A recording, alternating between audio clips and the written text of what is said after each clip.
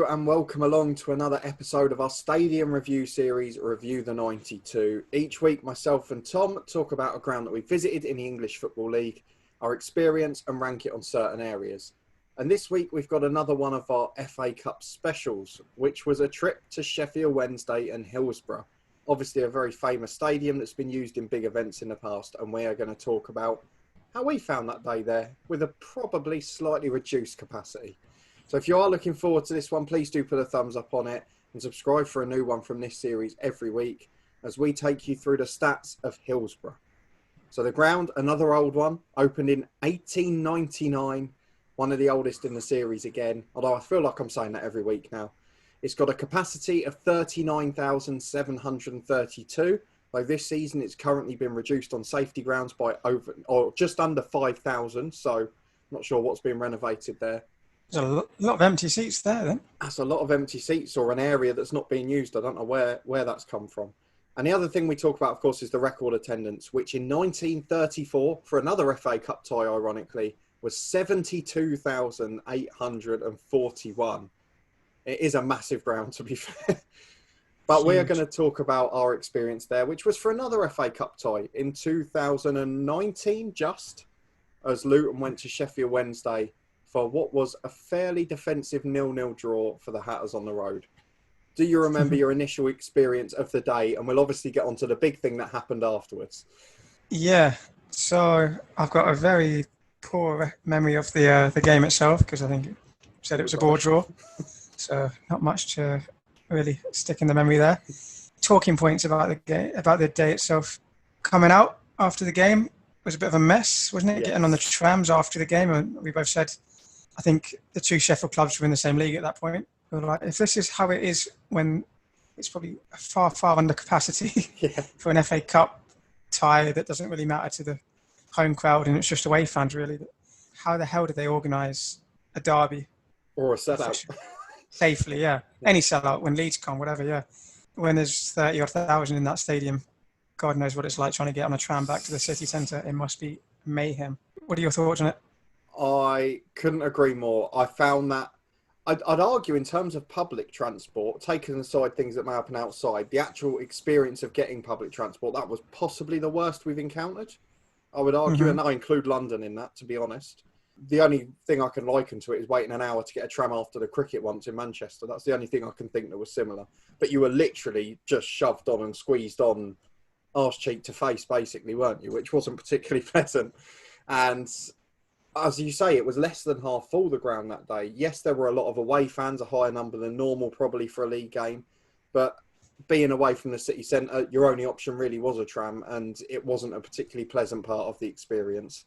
Although, again, like many of the grounds we've had recently, when I'm in the stadium, I'm very happy, and outside of it, there's a few things that have gone wrong, probably. Yeah, and it's a case of having to separate the two as different things. You can't. I guess we are reviewing grounds here, but it is part of the experience. As we always say, we go to the games via public transport almost exclusively. So we do have to judge that, and that definitely does factor into our view. It wasn't great for Sheffield Wednesday. We haven't been to United. Maybe that fares a bit better. I think it's a bit more centrally located, so maybe you can walk from the city centre. I don't know.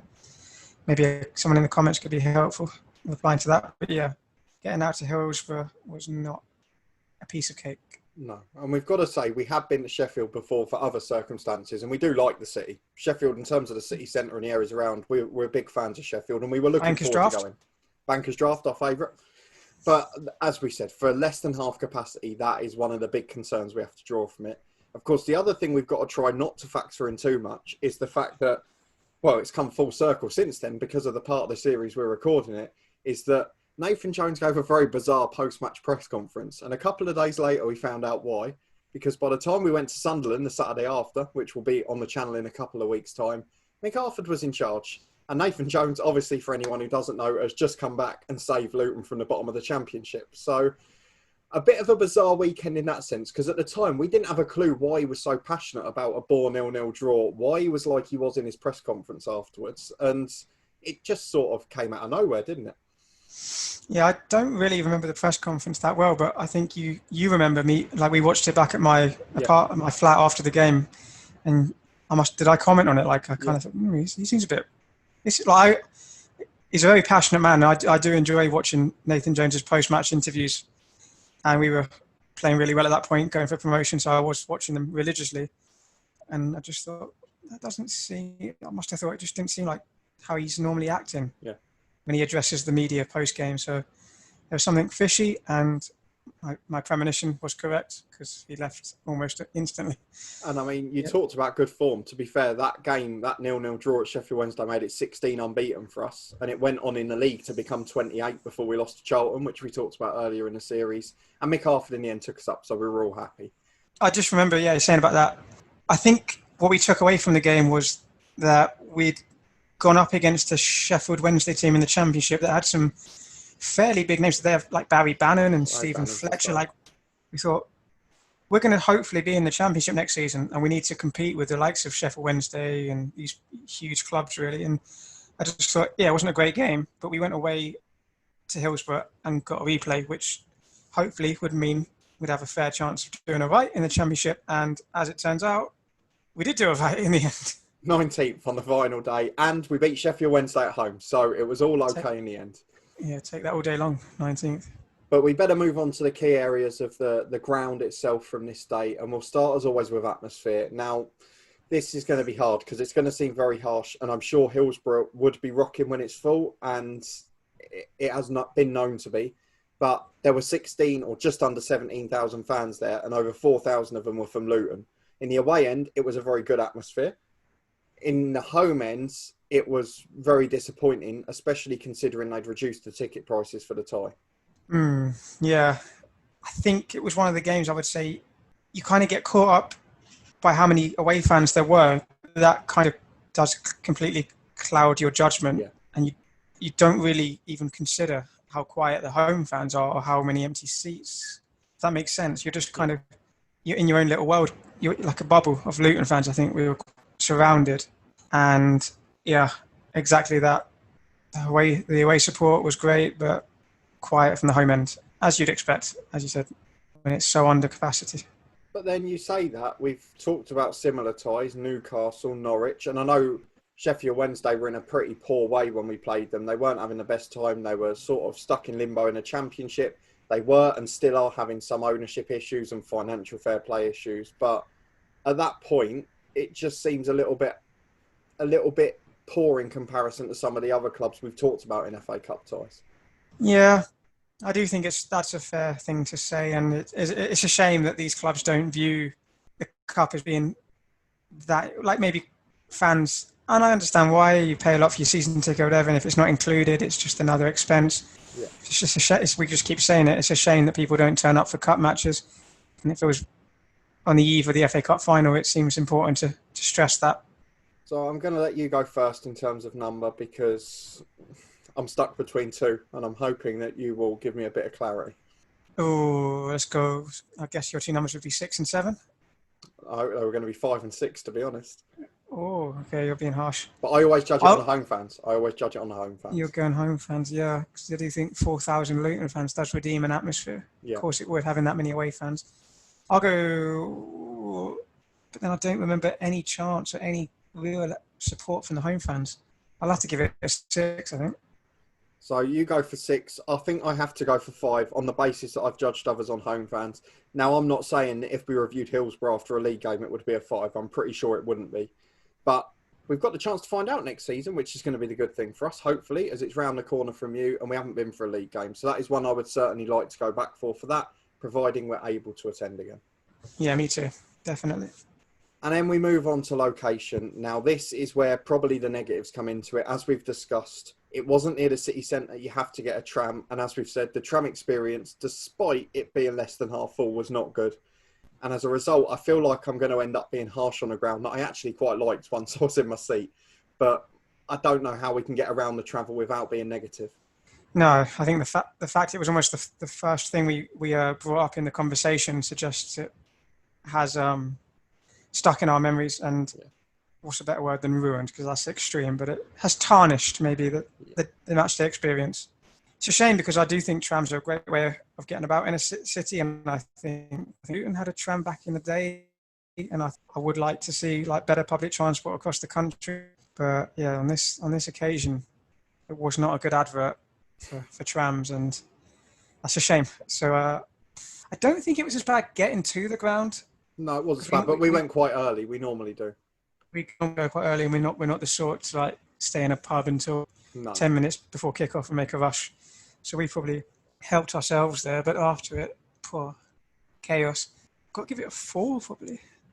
Yeah, I mean, I'm probably in agreement, to be honest. And I'd absolutely love to know the view of fans who have been when it's at capacity, season ticket holders, away fans from Yorkshire clubs and the like. Is it as bad as that when it's full, or is it worse? Because, I mean, the platforms and that we were on were completely chocker. They had staff managing them and struggling to, and that was at less than half capacity. I just don't see how that works when it's full. But again, we may well find out next season. And we move on to value. Now, this is where it's probably the best because, of course, it was an FA Cup tie. They'd reduced their prices. It was just £15 for adults on that occasion. However, I have looked at the prices for the league game this year, which were £30, unfortunately. So it's at the top end of the Championship away days. Yeah, so what do we do here? Do we judge it on the FA Cup game alone, or are we factoring in their league pricing? Because I think so far in the series we've just been doing what we paid. So I think we should be consistent with that. I think we have to, because we judged Norwich and Newcastle on 10s, which they'll never be for league games. So I think we have to judge it on what we paid on that day. So for the experience, for the ground, for that FA Cup tie, was £15 good value? I'd argue probably yes. I would say so, yeah. Yep, I would say it's good value. It's a historic club, as we've established in the introduction, a very old stadium, historic. I like that. I think can't complain. I'll give it an 8. 8 for value for money, yeah. Yeah, and I guess the one thing we do have to factor in for cost is you would have to then pay to get a tram or a taxi or whatever to and from the ground as well. But from what I remember, the trams were very reasonably priced. So, again, no complaints for me. I'll give it an 8 out of 10 too. And then we move on to probably Hillsborough's selling point, which is, of course, its character. It has been renovated in the 1990s. It was renovated heavily in one stand for Euro 96, where it was a host ground. But otherwise, it's still got all of those old school features. It's got great statues. It was a class act. And it's probably, in terms of character, definitely in my top 10 so far for grounds I've been to. And it's probably the one big selling point for it for me. Yeah, I agree with all of that. I think it had that like kind of like corrugated iron roof that's kind of along the main stand. Is there a club badge or a clock that's on that stand as well? I think I've got a good picture of it. Maybe you put it up as the thumbnail or whatever.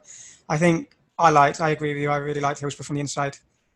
Forgetting everything we've said about getting there. When you're in your seat, like you said, it's a proper authentic ground that's got over 100 years of history. What more can you say? I mean, it's absolutely massive. It's still got them features we like. You can see out of some of the corners. You can see over one of the stands. It's an old school ground, but on the elite scale, which is probably the best thing you can ask for if you're going to be a big club. It's a ground that should be in the Premier League. Let's not make any bones about it. It's a Premier League football ground that's playing in the Championship. But for me, character-wise, it was definitely one of the best of the series so far.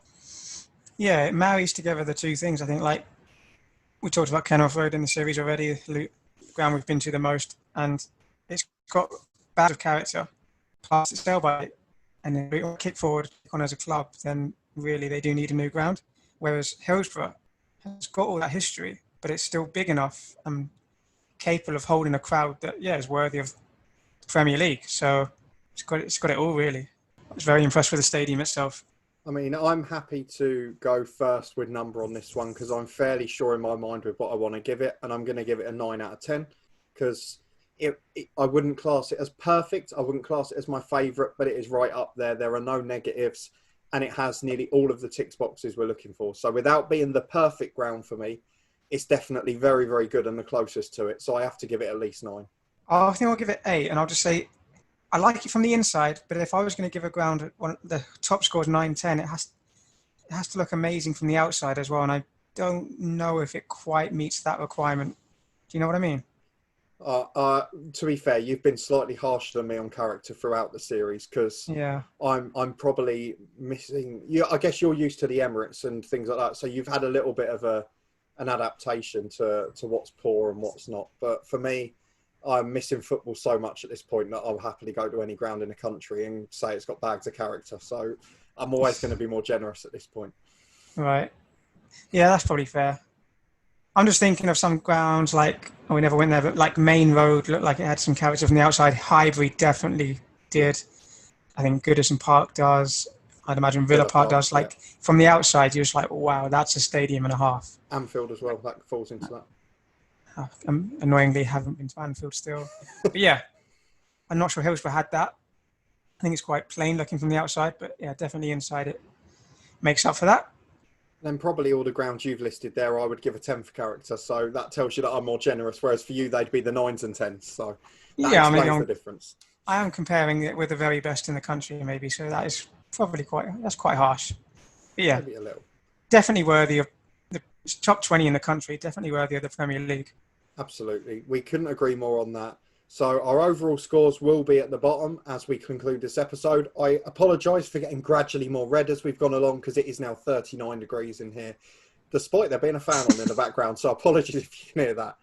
But if you did enjoy this episode, please do put a thumbs up on it. Let us know down in the comments what you think if you've been to Hillsborough as well. And subscribe to the channel for a new episode from this one every week. Daily FM20 content and live streams as well. Thank you very much to Tom, my co-host, for joining me as always. Cheers. And hopefully we'll see you next time.